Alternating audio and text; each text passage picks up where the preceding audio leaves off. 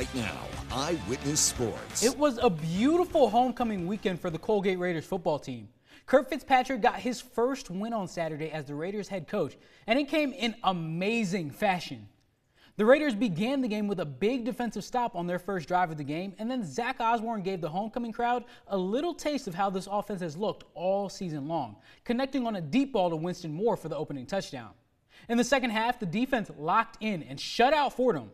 Senior wide receiver Trayvon Saunders got in on the action and made some Colgate history when he caught his 222nd career pass and became Colgate's all-time leader in receptions. To top off his historic day, Saunders climbed the ladder on a touchdown grab that had all of Andy Kerr Stadium shook. After the game, Fitzpatrick and Saunders both addressed how much this win meant to them.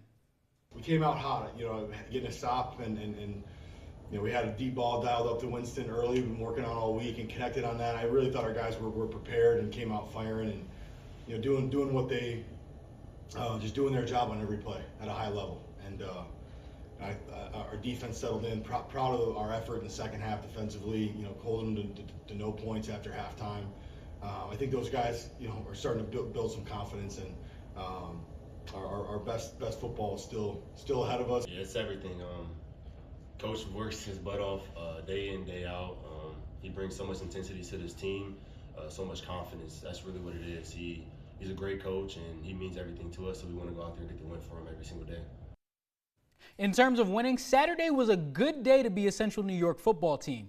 The Orange made their way to Clemson, South Carolina, and despite a weather delay, they made their presence felt with a decisive 34-21 victory. Last week, head coach Fran Brown said that he didn't care that Vegas had the Orange as underdogs, and the victory proved just that. It wasn't all good for the Orange, though. In the third quarter, starting quarterback Steve Angeli went down with a torn Achilles and was seen with his foot in a boot and on crutches. In his place, Ricky Collins took over and helped lead the Orange to victory.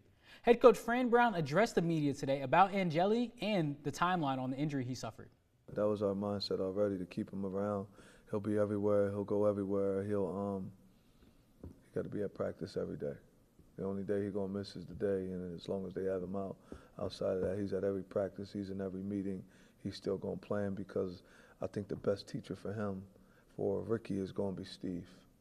Just like Nuns does an amazing job, but there's nothing like having a guy who's your peer that understands and sees what you're seeing and you can talk to and go through it. So he'll be the biggest help, and the type of guy he is with his heart, he's going to do everything he can to make sure that Ricky succeeds. We got a full plan, from the mental health to him getting back on the field, of rehab, to just being around the guys, to doing everything. He's pretty much going to be a GA for the next 9 months until it's time for him to get back on the field, but I'm going to take care of all areas to make sure that he's a complete man. He's already going to be online academically, so that way we can keep him straight and have everything being able to heal the right way.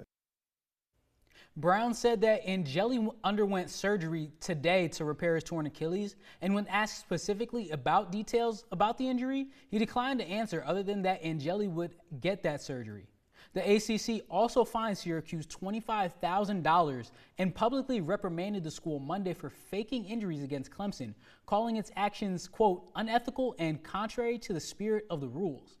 When asked about that, Brown gave his version of Bill Belichick's "we're on to Cincinnati" answer, saying, "I'm just trying to focus on Duke right now." But for now, that's all I've got for Eyewitness Sports tonight. I'm Dorian Alerte. Coming up next after the break, tonight's Political Minute.